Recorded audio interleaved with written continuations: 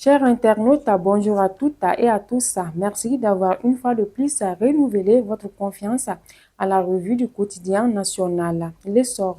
Dans l'actualité de ce mardi 17 juin 2025, le président de la transition, le général d'armée Assimi Goïta, a procédé hier à la pose de la première pierre de la raffinerie d'or du Mali dans la zone aéroportière de Sénou.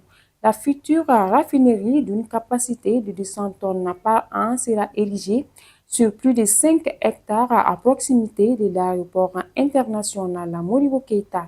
Elle comprendra des laboratoires, des entrepôts, des installations énergétiques et hydrauliques ainsi qu'un dispositif de sécurité conforme aux standards internationaux.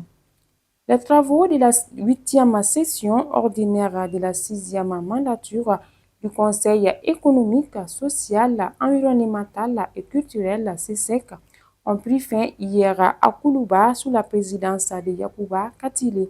Durant 15 jours, les membres de l'institution ont finalisé et adopté le rapport 2025, fruit de l'analyse des attentes et propositions recueillies dans les 19 régions, les 6 communes du district de Bamako et auprès des Maliens de l'extérieur. Le 14 juin, le président du Faso, le capitaine Ibrahim Traoré, a rencontré les forces vives du centre-sud à Manga. À tour de rôle, les représentants des forces vives ont exprimé leur reconnaissance et leur soutien au chef de l'État pour ses efforts en faveur de la restauration de la dignité nationale. Le président a annoncé la création d'une brigade pour renforcer la discipline dans le pays.